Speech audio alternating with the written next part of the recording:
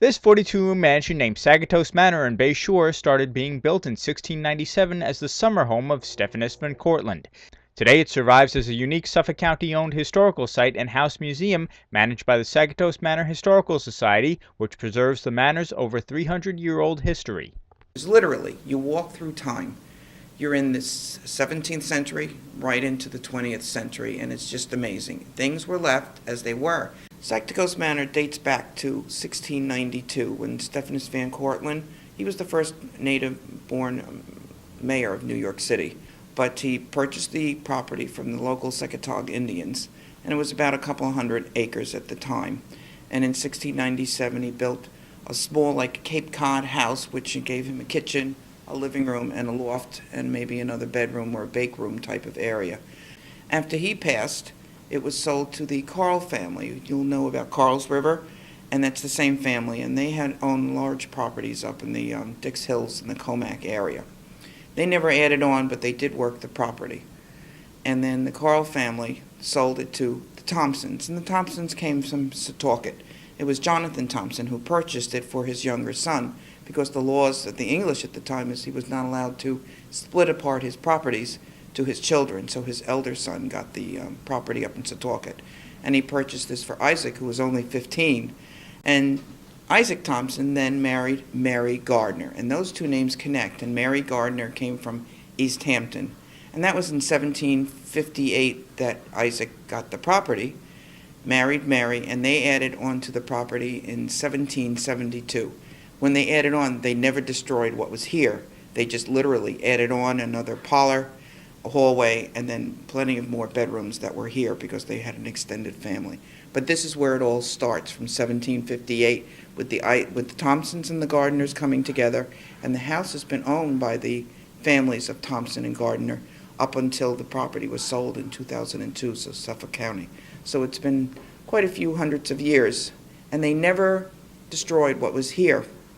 And it went back and forth amongst the families of Thompson Gardner. And then in the late 1800s, 1890s, Frederick Diodati Thompson, another Thompson, bought everybody out.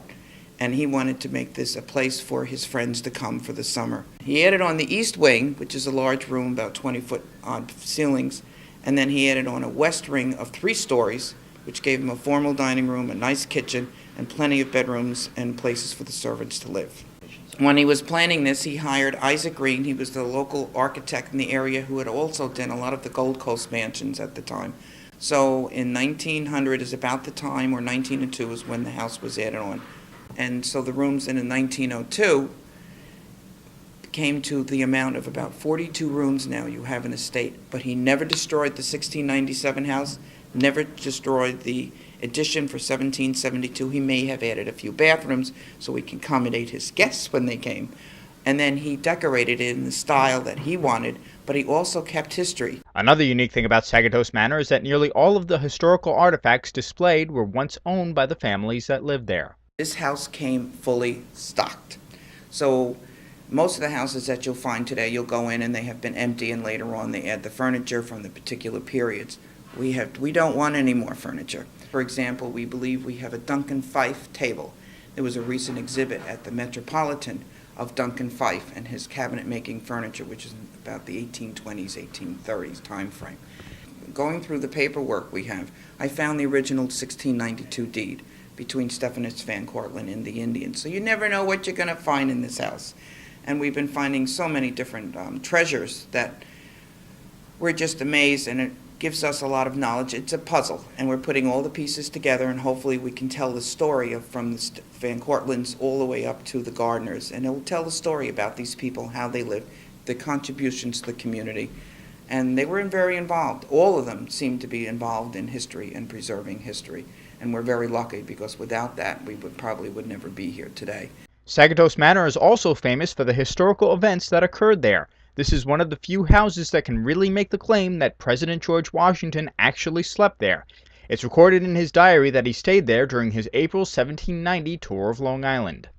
When George Washington came here, they offered him the master room in the 1772 area, of course, and he learned that General Clinton had stayed in that room, and he says, no, that's all right, I'll take the other room. So the room across the way is now called the George Washington Chamber, And the room basically is almost, we believe, as it was, with the exception of the bed, which has been a reproduction because the other bed was given to a nephew. The Sagtikos Manor Historical Society recently celebrated its 50th anniversary. They give tours of the manor on a seasonal basis and share the history of this unique historic treasure with the community. They say it's very important to preserve Long Island history. It's amazing that we're bringing history back alive and teaching it to the children and to the local community, because I think history is getting forgotten, and we need to remember where everybody came from and to understand a more simpler time. But yes, they were wealthy, but they still had a simpler time in their lives. For more information, you can check out the website sagitosmanor.com.